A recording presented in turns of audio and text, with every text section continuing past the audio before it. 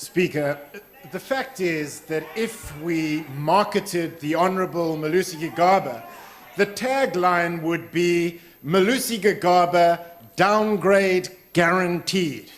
Because the real question is not who refused to accompany the minister, the real question is who actually accompanied the minister. Order, because you see... Order.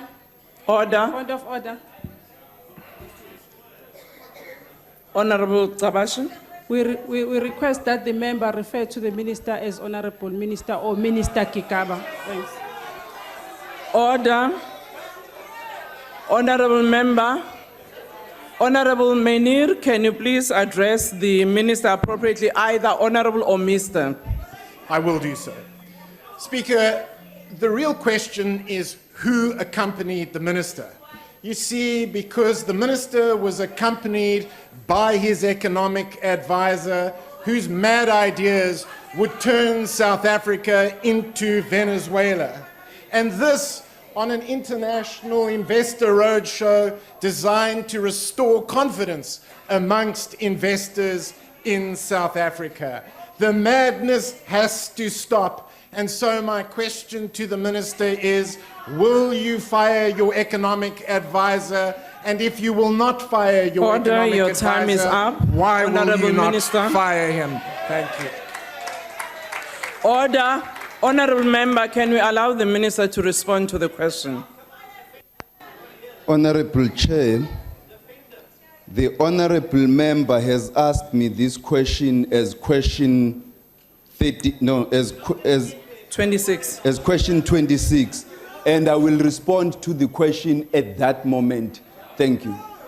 Point of order. Order. Honorable Chief Whip of the Opposition.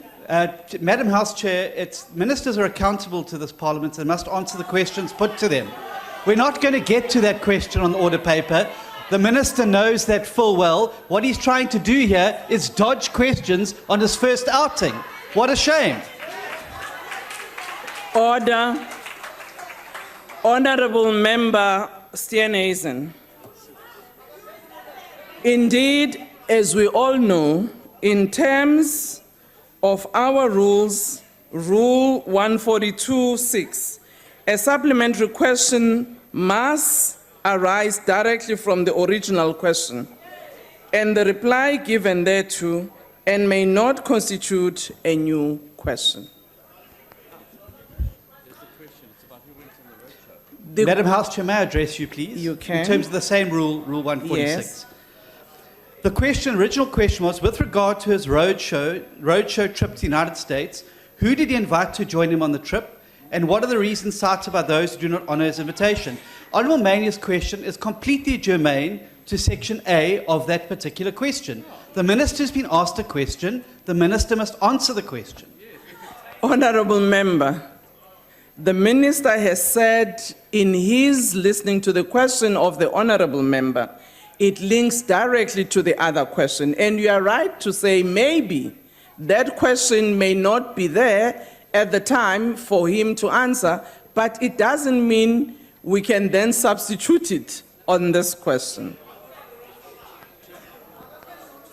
Madam House Chair, with Yes. respect, I think that you can't anticipate what's going to happen later down the order paper. A direct question that is germane to the question that was put to the minister, it's not a new question, it relates to who did he invite to join him on the trip. We all know that Mad Malakane joined him on the trip. He therefore must account for why he went there. I don't think that, Madam House Chair, it helps when the minister is being protected like this on his first outing. Let's hear from him. If he's proud of Mad Malakane, he must tell this House. Let him defend him. But he can't be protected by the presiding officers from answering questions put to him.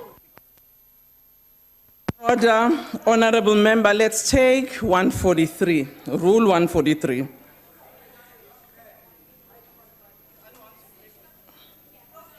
Replies to questions for oral reply which have not been reached at the end of the time allotted on a question day must be submitted in writing. So if the view is that that question is a pending question, we may not reach it in terms of oral reply, surely the Honorable Minister will respond at the time. Honorable Kubai. Madam House Chair, if I may just... Thank you very much, Okay, if you House can Chair. take your seat, another member had raised the point of order. Thank you very much, House Chair. I think firstly, in terms of the rules, rule of anticipation, the matter is before the House, and therefore the member must wait for it. That's the first thing. Secondly, no, it appears, it applies, honorable members. You can't want to say when a matter is before the House, and honorable minister is saying, the question is there, I'm going to respond to it. If honorable member thinks that the question is not going to be responded to, because he's saying minister shouldn't anticipate what is going to happen to the House, therefore he can't want to anticipate. But secondly, honorable Steenhuisen has just called another person a mad person. Surely when we can't do that as parliament. A member of us, no, colleagues, decorum applies to everybody. We have to conduct ourselves in such a manner that we are respected as well as members. Now, to also call people who are not here to defend themselves with names and call them mad, it's wrong. It's just morally bankrupt. We can't do that. Thank you, He's Honourable not here Minister. to defend himself. Thank you, Honorable Minister. Honorable Steenhuisen. The direct question that was asked by Honorable Mainir is indeed in the question paper. But you can't let him choose when he answers a question. It's wrong. The minister did answer and indicate when he will answer You it. can't do that. You can't. Do you want the minister to repeat what he said? Honorable Minister, I don't think they heard your answer. I don't think Madam they House heard Chair. your answer to the question. Honorable Mainir, can you please answer him again in the way you answered? Honorable Chair, I indicated that the question Mr. Mainir was now bringing forward appears on the order paper as question 33, and I will respond to that question and address all of his concerns. Thank you. Thank you. Honorable Steenhuisen, I asked Minister deliberately because I think there might have been a confusion as to what he said. And I said so because he did not refuse to answer the question. However, he said the question is on the order paper as question 33 and he will answer it then. So it wasn't a protection of the minister not to answer the question, but rather the minister in his response, he adequately said he will deal with it there because the question is already on the order paper. Madam House Chair, with respect, Yes. I don't think that the executive should be allowed to choose when and how they answer questions. We have rules in this House. The honourable member is within the rules to put that question. He has put it in terms of the rules. What you're doing is allowing members of the executive to pick and choose how and when they answer questions. Who is actually accountable in this House? It seems to me like we're accountable to the minister, not the other way around. This is wrong. This is a bad precedent. It's never happened before, and I